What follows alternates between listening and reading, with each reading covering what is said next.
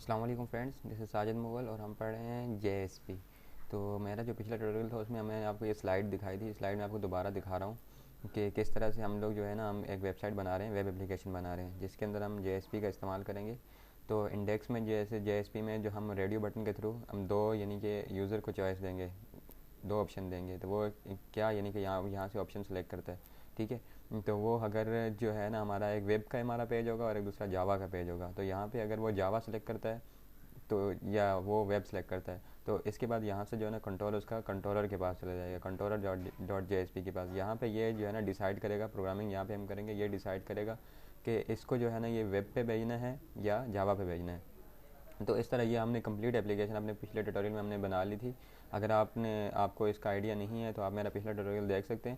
تو آج کے ٹیوٹوریل میں میرا یہاں پہ جو ہے نا میں یہ لے کے چلوں گا کہ اسی کام کو ہم آگے بڑھائیں گے، اور اس پہ جو ہے نا ہم لوگ ویب یہاں پہ جب کنٹرولر یعنی کہ سلیکٹ کرے گا نا کہ یعنی کہ ویب سلیکٹ کرتا ہے یا وہ جاوا سلیکٹ کرتا ہے، تو وہ اس پیج پہ جائے گا۔ وہ پچھلی دفعہ تو ہم نے سمپل اس کو دیا تھا کہ welcome to Java, welcome to web page.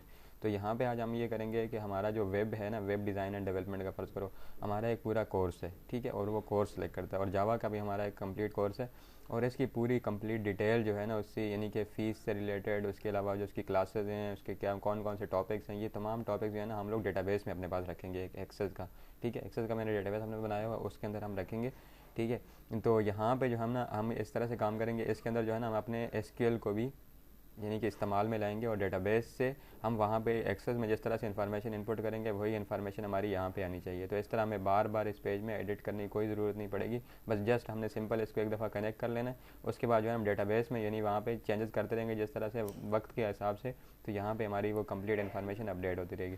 تو چلے میں آپ کو پچھلی اپلیکیشن چلا کے دکھاتا ہوں جو ہم نے پہلے بنائی تھی۔ اچھا، یہ ہماری پچھلی جو ہے نا نیٹ بین پہ ہم نے ایک اپلیکیشن بنائی، اس کو دوبارہ ہم رن کرتے ہیں۔ تو یہاں پہ میں نے اس کو رن کیا،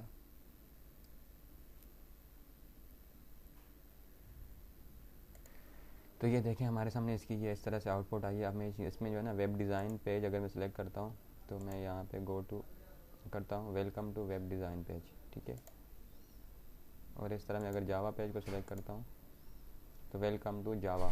تو اب میں چاہ رہا ہوں کہ جاوا کا جو پیج ہے اس کے اندر کمپلیٹ اس کا کورس ہو، کورس ریلیٹڈ تمام انفارمیشن ہو، اور ویب ڈیزائن اینڈ ڈیولپمنٹ کے بھی پیج سے ریلیٹڈ تمام انفارمیشن ہو۔ تو یہ اس طرح جو ہے نا مجھے اس پہ کام کرنا پڑے گا ابھی جا کے، کون سے پیج پہ، جاوا پہ اور جو ہے ویب ڈیزائن پہ۔ میں اس پہ کچھ کوڈ لکھتا ہوں۔ اچھا، اب آپ اس کو دیکھیں، کنٹرولر ہمارا جو ہے وہ ایز اٹ از رہے گا، اس میں کوئی چینجز نہیں آئی نا، ٹھیک ہے۔ تو یہ جو ہے نا اس کے پاس ایک آئے گی اسٹرنگ پیج نیم کے نام سے، اس میں وہ جج کرے گا کہ یہ ویب ہے یا جاوا کا ہے، تو اس کو ریڈائریکٹ کر دے گا۔ تو انڈیکس میں ہمارے کوئی چینجز نہیں آئی، ٹھیک ہے، البتہ ہم نے جاوا میں چینجز کیے۔ جاوا ہمارا جو پیج ہے نا اس کو اوپن کرتے ہیں، یہ دیکھیں سب سے پہلے ہم نے اوپر کیا کیا، اسکرپٹلیٹ لکھا اس کا، یہ جو اسکرپٹلیٹ ہے نا اس کے یہ اسکرپٹلیٹ کہا جاتا ہے، جس کے اندر یعنی کہ جاوا کا آپ نے کوڈ لکھنا ہوتا ہے، ٹھیک ہے۔ تو اس کے بعد ہم نے ایٹ دا ریٹ کا سائن جو لگایا، یہ ہوتا ہے ریڈائریکٹ یعنی پیج ریڈائریکٹ کرنے کے لیے، ٹھیک ہے۔ اچھا، اس کے بعد ہم نے امپورٹ کیا، ہم نے جاوا یوٹل پیکج کو ہم نے امپورٹ کیا۔ اچھا، اس کے بعد جو ہم نے جاوا امپورٹ پیکج اور وی یو، اس کے اندر ہم نے یہ پروجیکٹ وغیرہ تمام رکھا ہوا سارا کام، ساری چیزیں، ٹھیک ہے۔ اچھا، اس کے بعد پھر ہمارا سمپل وہی والا ٹیگ آ رہا ہے، یہ ایز اٹ از ہے جیسے ہم نے نارمل ہم ٹیبل وغیرہ بناتے ہیں، ٹھیک ہے۔ اور اس کے بعد یہ دیکھیں یہاں پہ ہم نے کچھ اسپیشل کام کیا ہے، جس کے تھرو ہم نے جاوا کی لائبریریز وغیرہ کو، اس کے میتھڈز وغیرہ کو استعمال کر کے یعنی کس طرح سے اس کے اندر آپ اسٹرنگ لائن بنا سکتے ہیں، اسٹرنگ آپ کنیکشن بنا سکتے ہیں، ٹھیک ہے، جس کے تھرو ہم جو ہے ڈیٹا بیس سے ہم اپنا ڈیٹا ریڈ کر سکتے ہیں، ٹھیک ہے۔ اور اس کے بعد اسی طرح کا ہم نے کام سیم ایز اٹ از ہم نے اس پہ کیا ہے، ٹھیک ہے، سیم ایز اٹ از کام ہم نے اس پہ کیا ویب کے، ٹھیک ہے۔ اچھا، اس کے بعد اگلا ہم نے یہ کیا کہ اچھا جہاں پہ ہمارا جو کوڈ یعنی کہ مین ہمارا پروجیکٹ پورا پڑا ہوا ہے نا جاوا کا، ٹھیک ہے، ڈاکومنٹ میں پڑا ہوا ہے یہ، تو وہاں پہ ہم لوگ گئے، وہاں پہ ہم نے جا کے ایک ڈیٹا بیس کریٹ کیا نا، ہم نے ایکسس میں بنایا ڈیٹا بیس، سمپل سا ہے، تو یہ آپ دیکھ سکتے ہیں، یہ دیکھیں اس کے اندر کورسز ہیں۔ اب کورسز کے اندر ہمارے پاس ایک کورسز کا ہمارا ٹیبل ہے، ٹھیک ہے، اور اس کے اندر ہم نے صرف رکھا ہوا جاوا اور ویب، ٹھیک ہے، دو کورسز ابھی تک ہم نے، یعنی کہ ہمارے دو ہی پیج ہیں وہاں پہ۔ اور اس کے بعد सेशन डिटेल है, इसके अंदर हमने ये किया हुआ है, ठीक है। दोनों के अंदर यानी कि सेशन डिटेल हमने यहाँ पे दी, बस सिंपल सामने इसको रखा हुआ है ताकि आसानी के लिए, ठीक है।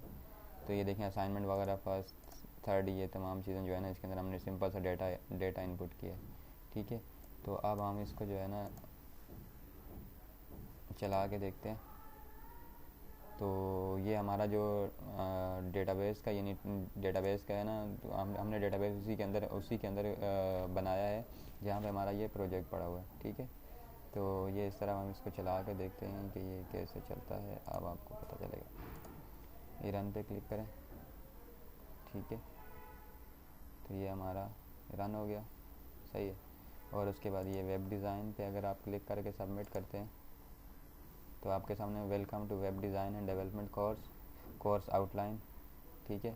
कोर्स आउटलाइन ये है, ये तमाम चीज़ें हमने ये सारा जो काम है हमने कुछ इसमें जो ये ऊपर वाला ये काम है ये हमने इंडेक्स पे यानी कि HTML में किया हुआ है, ठीक है।